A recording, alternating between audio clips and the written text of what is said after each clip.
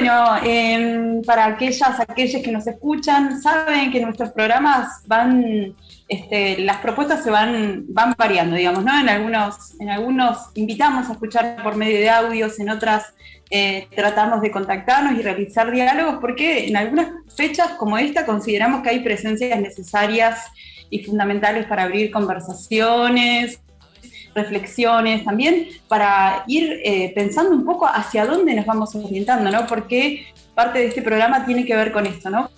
Ser un espacio de discusión, de propuesta política, de incorporar a esta memoria colectiva y de nuestros haceres colectivos también los aportes del feminismo y el movimiento LGTBQI+, y queremos, ¿no?, que en esto podamos ir integrando voces y demás.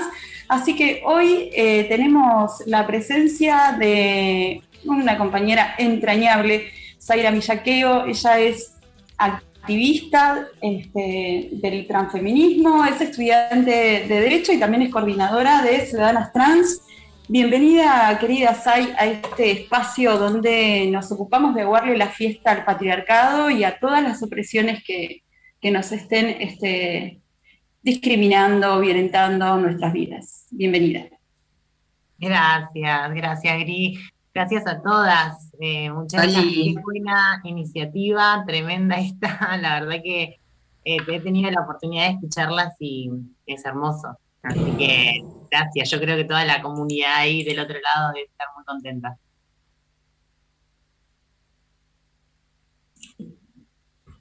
Bueno, acá me dicen, cierro el micrófono. No sé por dónde estoy saliendo, por qué compu estoy saliendo.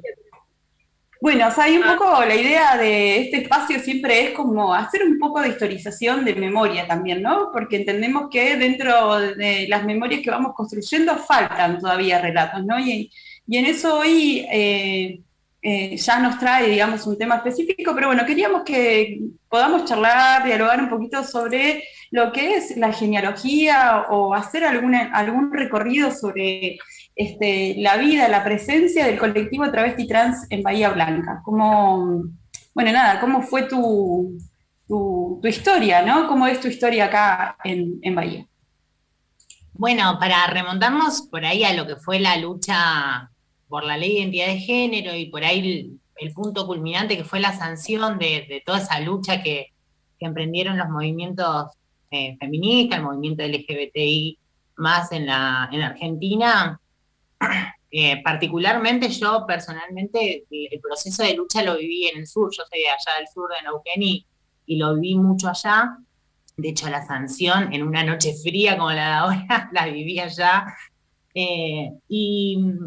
Y bueno, en la ciudad también conociendo a otras activistas, ¿no? A otras compañeras, a otras organizaciones que estuvieron re vigentes acá en la ciudad. En ese momento hay que recuperar esa historia, ¿no? Yo siempre, en los momentos que tengo oportunidad, si bien no la viví en la ciudad, conozco de primera mano, conozco por anécdotas, por charlas con compañeras, como por ejemplo Caro Martínez, después Joana Maidana, que también era una compañera que no es muy conocida en la ciudad, pero fue una de las tejedoras juntos con Caro, ahí marcando la resistencia en la ciudad.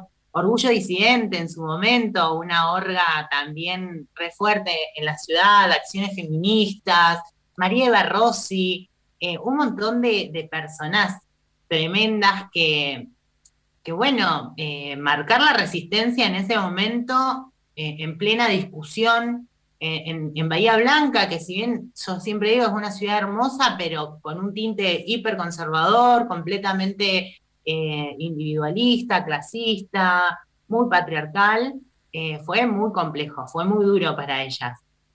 Y para ellas y para ellos, ¿no?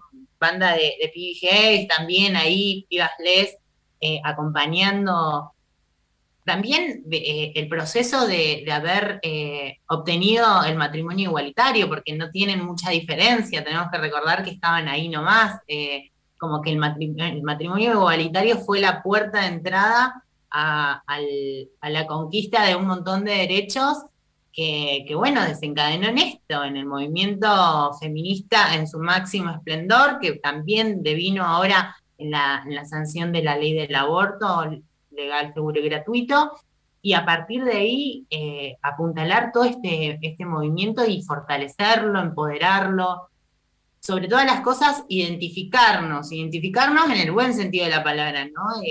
En esta necesidad del reconocimiento, de reconocernos, principalmente, como lo decía Diana al principio del programa, que el Estado reconozca que existe esta identidad, que el Estado la revalide, que nos identifique para esto, ¿no? Para poner en valor la dignidad humana, ni más ni menos que eso, porque en ese momento cuando uno de los lemas principales era sin demoras y identidad ahora, que luchábamos directamente por la identidad, de fondo lo que pensábamos era recuperar la dignidad que nunca habíamos tenido en ese momento, ¿no? Para ese entonces. No nos tenemos que olvidar que las pibas, las compañeras en ese momento vivían más presas que caminando por la calle, básicamente.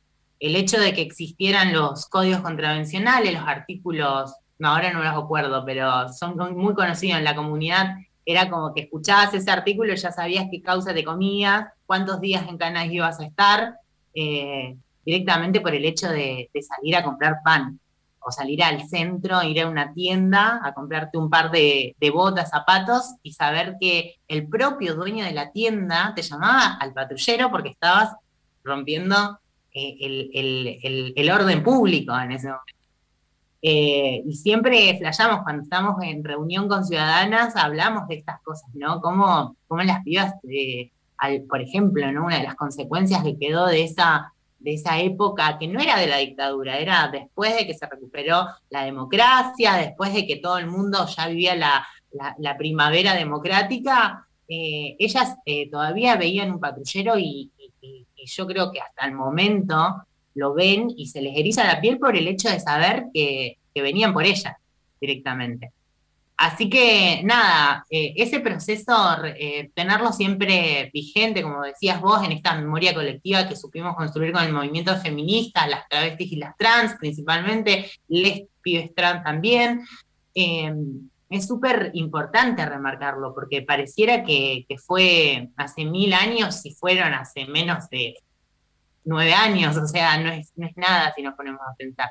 Y fue muy duro porque el hecho de salir de tu casa a hacer tu vida cotidiana y terminar presa 1 mes, 2 meses, 3 meses, con todo el hostigamiento que eso implicaba, ¿no? Porque no era que te llevaban presa hacia la señora, a la señorita, no, llevaban presa o preso en ese momento, porque así era que lo caratulaban, a un desviado, a una normal, a todo lo que implicaba esa construcción estereotipada de la travesti, del travesti en ese momento, de lo que era ser travesti en esa época en Argentina, y con todo lo que se le permitía al Estado, a las fuerzas de inseguridad, por sobre esas vidas, ¿no? Cómo se les permitía todas las violencias absolutas porque estaban completamente legitimadas en la sociedad. Yo creo que eso es preponderante de remarcarlo todo el tiempo. La violencia que quedó ahí en esos resabios. Sí, hay que hacer el ejercicio de esto que vos decís, ¿no? Como de este ir y venir, ¿no? Como nosotras para el 24 de marzo también charlábamos de esto, ¿no? De cómo vamos construyendo las memorias, de cómo ese ejercicio de la reflexión, de ir y venir, pero no solamente a veces de estar atrás, ¿no? Siempre atrás, sino como ir entendiendo que a pesar de esto, ¿no? De las leyes que son un piso que potencian deseos, proyectos de vida, ¿no? Como, no sé, partidas presupuestarias para mejores condiciones de salud, ¿no? Como todo este armado, todo este piso de posibilidades que nos brinda una ley. ¿Qué nos podés contar de acá de la situación de Bahía Blanca? ¿Qué es lo que se pudo o qué es lo que pudo brindar con respecto a cuestiones de salud, de educación, ¿no? de los derechos básicos, ¿no? Y muchas veces pareciera que estamos hablando de algo como fuera de lo común, de la vida en general, y estamos hablando simplemente de eso, ¿no? ¿Qué se pudo lograr, Sai, acá en Bahía? Como vos decís, el piso legislativo, digamos, de oportunidades que te brinda el poder identificarte dentro de un marco normativo, claramente nos dio la oportunidad de, bueno, principalmente de salir de ese marco de ilegalidad para pasar directamente a ejercer la ciudadanía. Eso para mí fue súper importante. Y eso sí lo viví acá yo mucho en Bahía, ¿no? Esta cosa de empezar a ejercer la ciudadanía, ¿no? De poder empezar a ir al hospital, empezar a poder, qué sé yo, querer abrirte una cuenta en el banco, querer inscribirte en la escuela, querer hacer un montón de trámites administrativos que antes eran impensados por el hecho de que no sabías que el rechazo era inminente. Yo creo que nos dio primero la confianza de la seguridad de esto, de poder vivir en la cotidianidad un poco más relajada, sin prepararse para las balas, ¿viste? Porque ya sabíamos que nos enfrentábamos a eso. Teníamos el respaldo, la seguridad jurídica que tiene cualquier ciudadano o ciudadana apenas nace, apenas crece, apenas empieza a caminar la calle. Eso para mí fue fundamental, la confianza, la seguridad. Después, cómo se piensan las leyes. Siempre las leyes están pensadas en un orden patriarcal y súper machista, ¿no? Porque vivimos en esta sociedad, obviamente, que siempre el privilegio lo tienen determinados tipos de personas. Entonces, si vos te encasillás dentro de ese determinado tipo ideal, obviamente vas a tener muchísimo más desenvolvimiento que si sos una persona que no está dentro de ese tipo ideal. Y a eso me refiero a ser pobre, a ser migrante, a ser originaria o a ser un montón de cuestiones que hacen a otras opresiones que también van de la mano del género. Y a partir de ahí pienso que obviamente la ley sí sirvió muchísimo, pero faltó en la perspectiva, digamos, integral, que es siempre cuando nosotras discutimos o exigimos al Estado la mirada integral en torno a las cuestiones de género, o en nuestros espacios, en nuestros propios espacios íntimos también, de pensarlo no en torno a las cuestiones particulares, sino a algo más general, a algo más estructural, en torno a la historia, en torno a los recorridos, en torno a esto que mencionábamos al principio, de toda la historia. Yo creo que eso no se pensó quizás a la hora de hacerla práctica la ley. Pero bueno, sabemos que fue una herramienta importantísima. Y faltaron esos dispositivos, creo. Yo creo en términos de salud, por ejemplo, en términos del acceso a la salud, claramente no hubo un acondicionamiento para recibir las corporalidades disidentes, ¿no? Las corporalidades travestis trans. No hubo una adecuación de decir, bueno, vamos a pensar en todo el proceso que hace una persona trans, travesti dentro del sistema de salud y cómo es expulsivo, no solo del trato, porque el trato, bueno, hay personas que son más amables y hay personas que son menos amables. El punto es cómo de forma esquematizada se crea ya de por sí una lógica binaria y eso rechaza directamente a cualquier corporalidad, identidad que no se responda a esa lógica binaria. Y lo mismo sucede en la escuela, en las secundarias, en las primarias, en esta lógica rebinaria cisexista, que a partir de ahí se desempeña el cisexismo, empieza a expulsar y a rechazar a las identidades disidentes. Y yo creo que obviamente lo hemos empezado a subsanar en esto, ¿no? En la militancia, en cómo hemos militado, creando, bueno, consultorios inclusivos, creando la militancia de la ESI, creando herramientas como el cupo laboral, que también dentro de lo que es el empleo, como sabemos muy bien, hay todavía un desfasaje enorme y todavía hay una falta enorme. Pero el cupo laboral lo que vino a plantear también, en algún aspecto como herramienta y como dispositivo, fue a nosotras darnos la confianza de decir, bueno, yo no solamente puedo dedicarme al ejercicio del trabajo sexual, también puedo ocupar otros espacios laborales que puedan ser registrados, ¿no? Entonces, Yo creo que esos dispositivos los creó la militancia, el activismo, los tejes, las redes, pero bueno, la ley nos dio el marco, nos dio ese marquito para poder empezar a tejerlo. Y particularmente en Bahía puntualmente, el sistema educativo se readaptó. Yo que tengo conocimiento con las compañeras que están incursionando dentro, y yo también estoy por ahí dentro de la universidad, se va readaptando todo el tiempo, ¿no? Porque va entendiendo cómo se van dando las lógicas de lucha y cómo la resistencia está muy marcada. Y dentro del ámbito de la salud es un ámbito que todavía falta mucho por librar, considero yo. Hay muchísimas cuestiones que discutir en torno a lo biológico, a lo natural, y a partir de ahí, en todas las consecuencias que eso trae, porque no nos olvidemos que no tener acceso a la salud trae consecuencias realmente graves que impactan directamente de lleno en el nivel de vida y en el bienestar de cualquier persona. Imagínate en una persona que estuvo paralelamente atendiéndose en un sistema clandestino de sanidad, ¿no? Porque no se olviden, nosotras toda la vida hemos asistido a un sistema sanitario en la clandestinidad, hormonándonos sin ninguna prescripción médica, infiltrándonos silicona industrial para adecuar nuestros cuerpos porque así lo demanda la sociedad. Tratando de ocultar partes de nuestros cuerpos, y no hay una lógica sanitaria en torno a nuestras corporalidades, a nuestras vivencias. Yo creo que el tema de la salud en Bahía Blanca es muy preocupante. No hay, bueno, de hecho, en los últimos 5 o 6 años se ha desfinanciado absolutamente todo y lamentablemente no hay una atención directa hacia nuestra comunidad, y eso es tremendo, es muy grave. Recién, Zaira, mencionaste esto de la ley de cupo laboral trans, y acá en el 2019 se aprobó una ordenanza de cupo laboral trans que implica, digamos, el 1% del espacio administrativo público, de la administración pública, para personas trans. ¿Cómo está esa situación hoy en Bahía Blanca?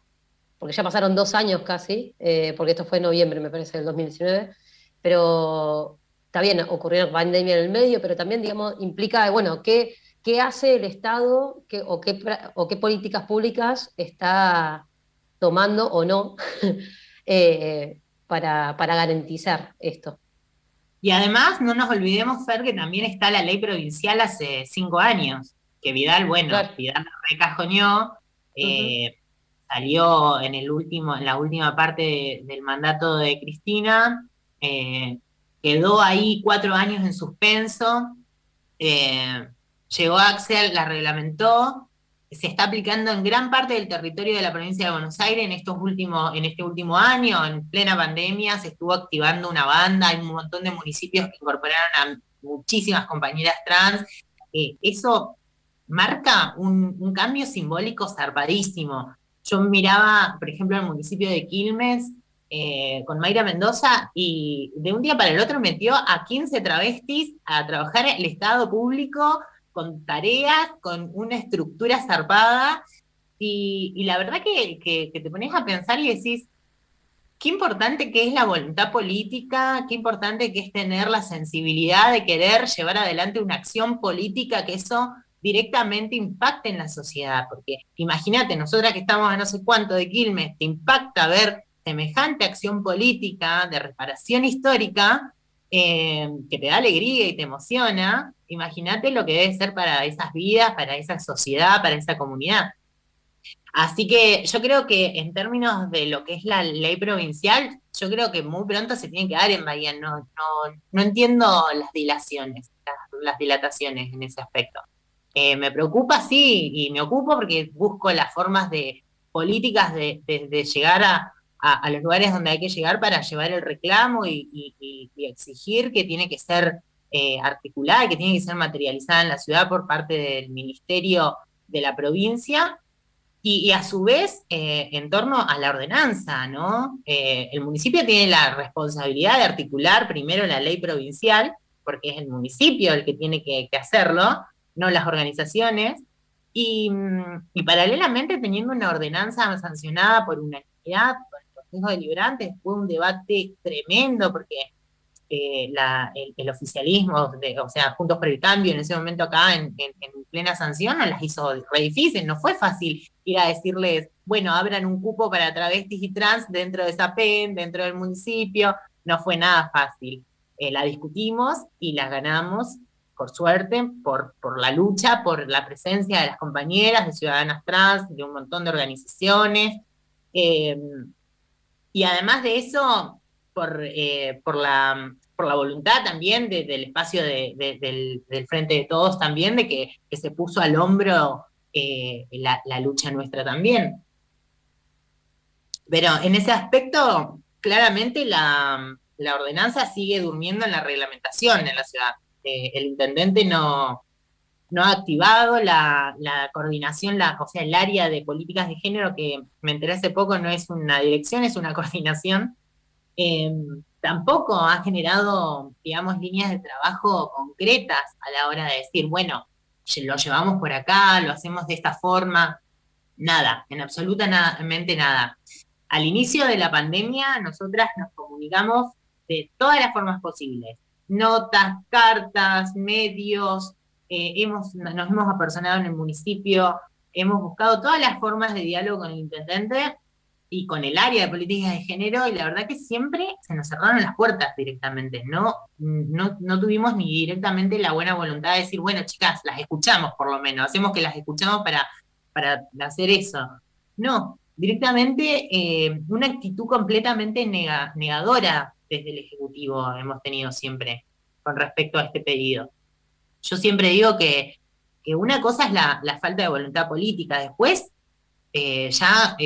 viendo cómo se corren de la línea de acción, de llevar adelante una acción concreta para nuestra comunidad, yo lo veo como una postura segregacionista, porque si no tenés en cuenta todo el proceso histórico, todas las condiciones de vida actuales, porque no estamos hablando de hace 10 años, hoy estamos hablando de que la gran mayoría de nuestras compañeras está casi por debajo de la línea de pobreza, y muchas en la indigencia, porque hay muchas compañeras que no tienen dónde vivir, por esta cuestión de no poder salir a trabajar, de no poder pagarse un alquiler, de no poder subsistir, básicamente, por no tener un salario, por no tener accesos. Muchas viven entre compañeras, nos bancamos entre compañeras, y si no tienen en cuenta esta situación, yo infiero en que claramente es una actitud segregacionista. También estábamos, el domingo se cumplieron los 9 años de la sanción de la Ley de Identidad de Género, y hoy en la actualidad, digamos, una de las exigencias tiene que ver con la Ley Integral Trans. ¿Podés contarnos un poco de qué se trata, a qué apela esto y demás? En realidad en el Congreso hay 11 proyectos de ley con respecto a la inclusión laboral travesti trans.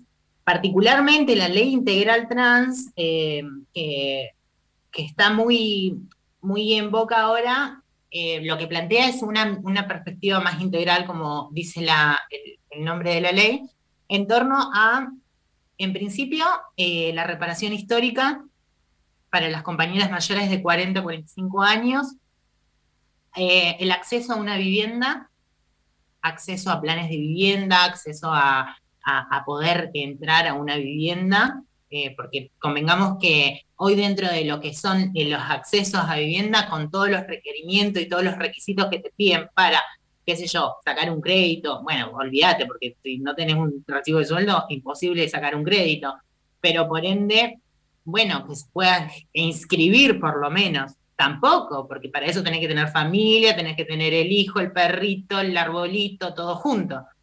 Y bueno, las travestis, mi amor, salimos de nuestras casas solas y nos hacemos solas, y las únicas familiaridades que construimos somos nosotras, entre nosotras. Y que también eso les cae mal, porque al ver 3, 4 travestis juntas ya es alterar el orden, caos, ¿viste? Entonces, Sí, porque lo vivimos en esto, en los alquileres. Cuando las compañeras van a alquilar una casa, no les quieren alquilar un departamento.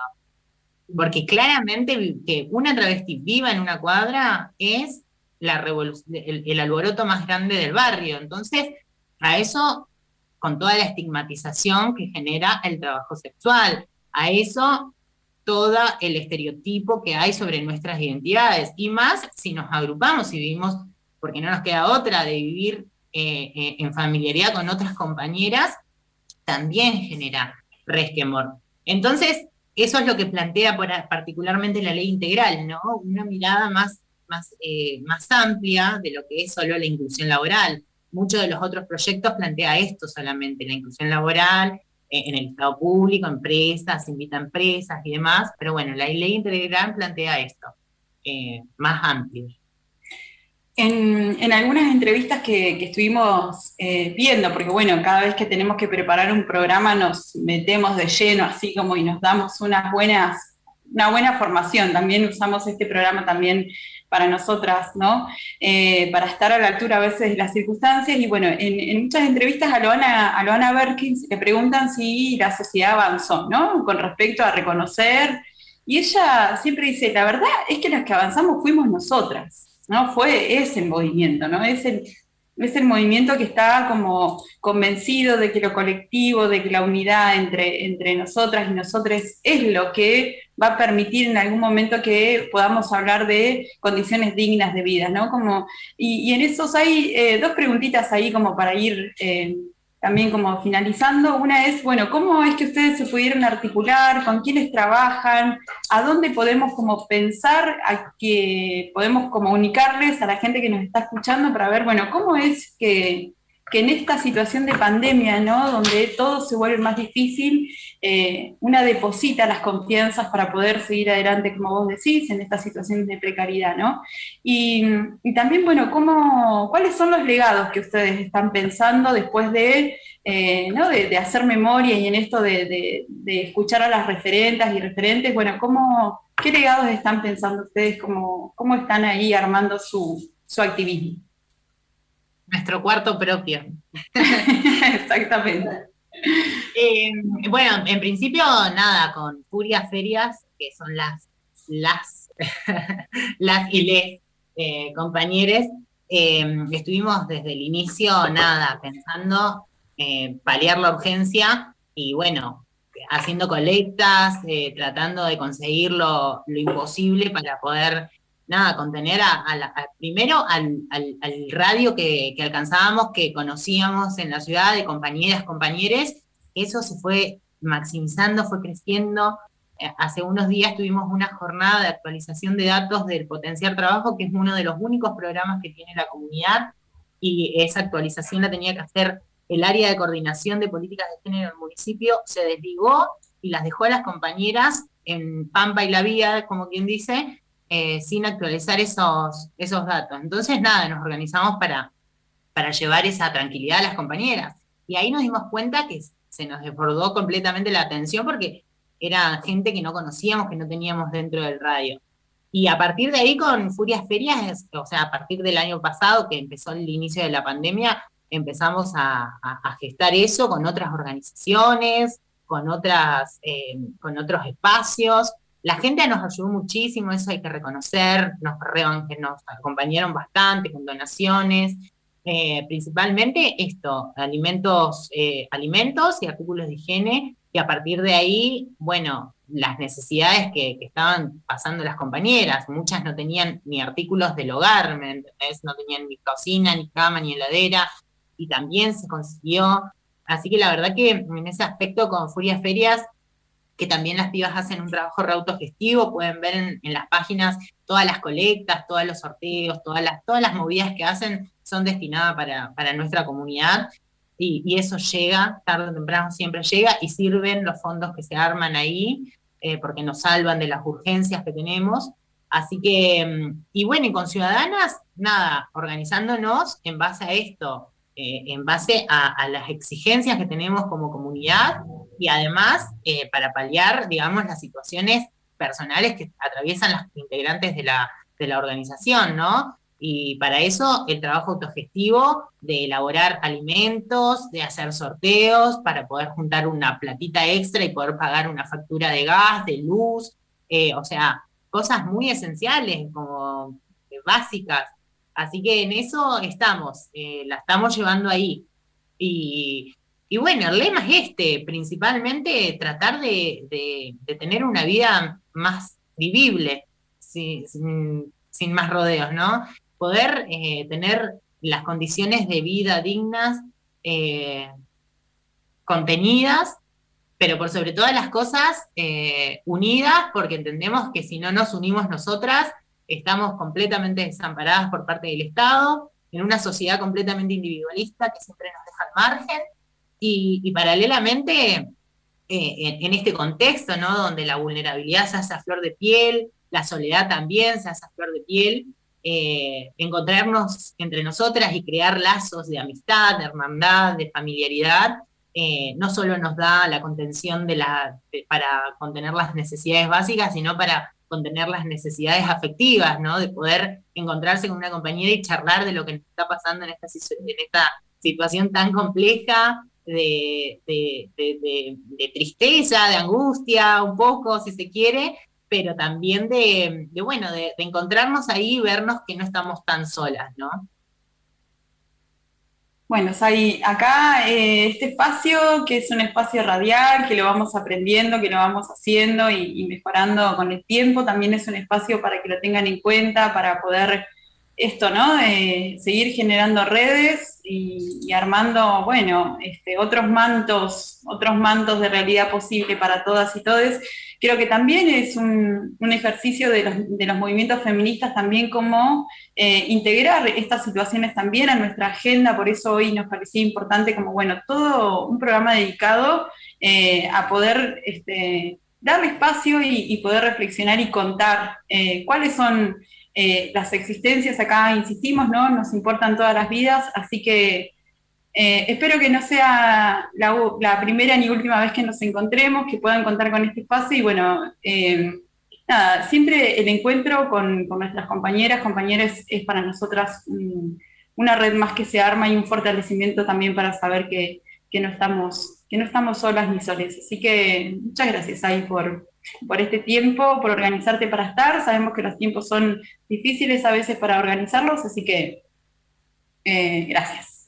No, gracias a ustedes por la buena onda de siempre, por estar ahí siempre construyendo la resistencia, que es súper necesaria, y por encontrarnos siempre. Brindo por eso.